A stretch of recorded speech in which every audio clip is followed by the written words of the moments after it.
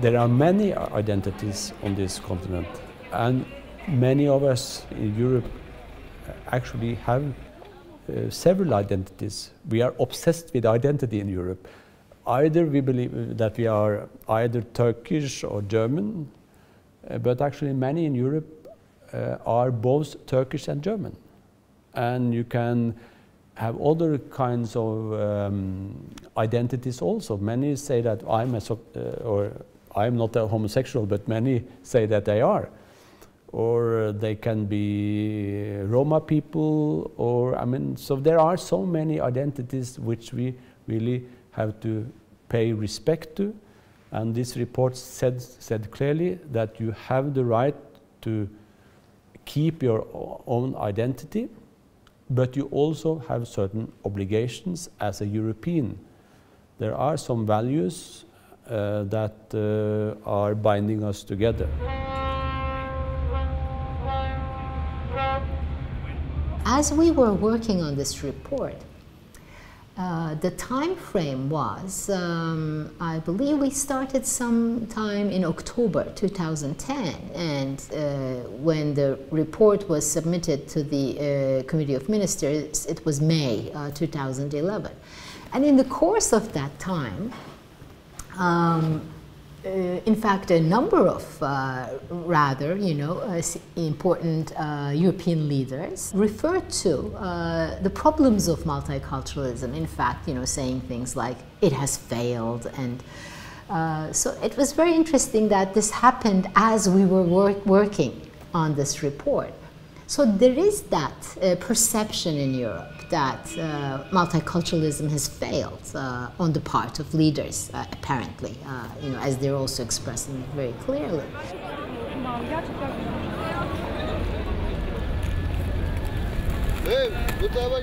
So much has been said about multiculturalism that we thought it is important to come up with this new notion that underlines living together, and I believe our subtitle is also very important because, we basically say, combining diversity and freedom.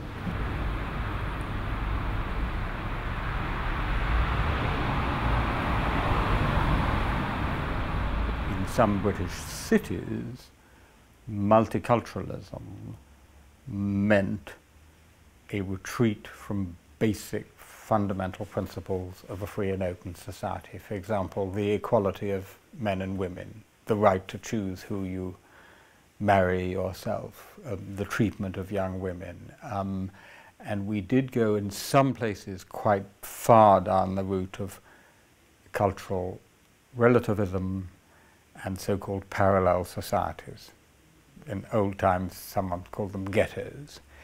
So I think it was a necessary critique of multiculturalism, but we don't want to throw out the baby with the bathwater.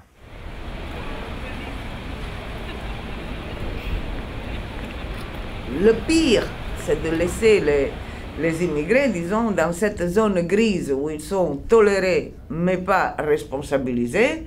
Ils sont illégaux parce qu'ils n'ont pas les papiers.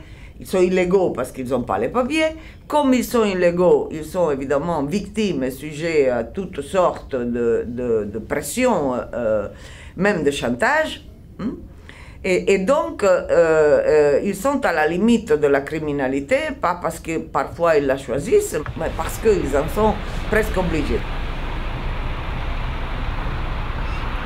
It is not new, unfortunately. We have seen it in the past, how for instance, minorities can be exploited, in particular when we have economic crisis, unemployment, then minorities become the scapegoats for all the problems that we have in the society. This is appearing again. And now it's not so much the Jews, although we are witnessing also growing anti-Semitism. But now the Muslims have taken that role to a large extent. So there is a need now for also give a clear signal to Europeans, and that is also very concrete in the report, namely that the level of welfare that we have in Europe today is totally dependent on the immigrants coming here. Je pense que le droit de vote, même au moins à niveau local, c'est un grand instrument de cohésion, d'intégration, de responsabilité partagée.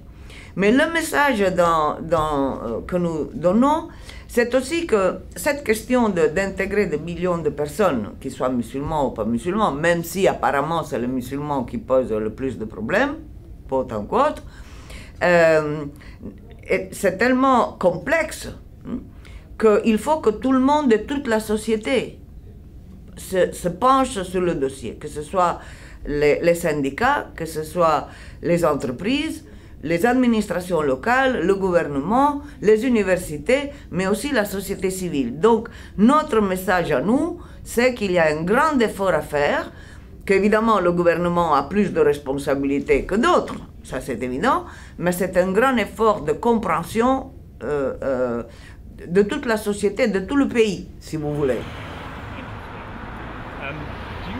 I think that in England we should disestablish the church. I think it's a nonsense in the 21st century liberal society to have an established church, but I would allow more freedoms for articulation of religious identity in the public sphere than in France.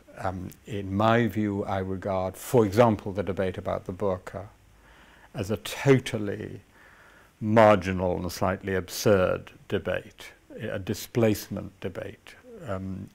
In reality, it's a matter of a few thousand women in France, some of whom we know have freely chosen to wear this rather uncomfortable garb. That seems to me an example where we should be more tolerant and more relaxed while defending the essentials of a free society, such as free speech.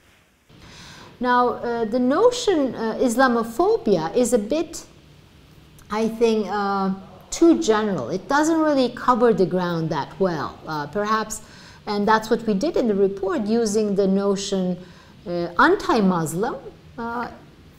You know, it makes more sense because, you know, this is not an issue of, you know, fearing Islam. This is just being against it, really, you know, being discriminatory towards Islam.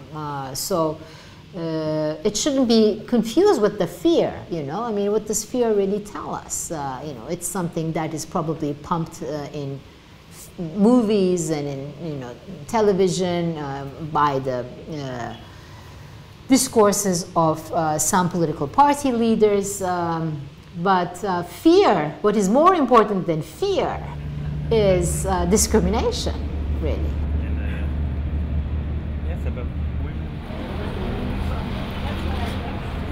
I think that obviously because the larger Muslim populations from immigration are in Western Europe, you have a particular complex there. But we forget that in the Balkans, in countries like Bosnia and Kosovo, you've had Muslim communities for centuries. In Eastern Europe, the most shocking example of intolerance, discrimination, harassment, inequality is the treatment of the Roma. And this is something that we in the west of Europe have hardly woken up to, but in many respects it's worse than all but the very worst treatment of Muslims in Western Europe. Whether you are a Muslim or a Christian into the political parties. If we are not able to unite more, to create more common ground for how to tackle this, in particular among the mainstream political forces, then we may see a radicalization of the whole political climate, which, and we have seen it before, where it goes. So, I mean, it's absolutely necessary now to speak out against it. And what this report says or calls for is actually that the main political leaders take more responsibility in order to build more unity and common ground for how to tackle this, rather than to exploit the tensions and the fears that obviously are there among ordinary people. This is not the era of, glorifying the notion of nation, like, ethnos, right? Because the reality is, there are a mixed group of people living in all these societies. So if you deny citizenship to them, you are denying quite basic rights, really. And on the issue of equality of men and women, for instance, no community, should be able to really keep women away from the right to have education, really, right? Or keep women from doing things that they don't want to do, right? So that's why the report is titled Combining Diversity and Freedom. Mais moi, je pense que ce qu'on a écrit, les suggestions qu'on a données, ça vaut vraiment le coup qu'elles soient connues. Et dans les pays qui semblent les plus impossibles, dans d'autres qui s'ouvrent et qui ont une fenêtre de possibilité de compréhension. Je pense que dans mon pays, on va finalement remettre en discussion la nationalité et la loi de nationalité, au moins de citoyenneté. Et donc, il faut être persistant. Et je pense que c'est un bon dossier, simple à lire, plein de suggestions concrètes. Et j'espère vraiment que ce soit les syndicats, que ce soit Confindustria, que ce soit les écoles, l'administration, le ministère de l'Éducation, ils se penchent sur ce dossier. Ils vont trouver des suggestions très importantes qui peuvent changer la vie, de la nôtre, déjà pour commencer, et celle de ceux qui habitent chez nous pour choix, par nécessité, mais que de toute façon, réussir à vivre ensemble en liberté et diversité, c'est vraiment le défi de l'Europe.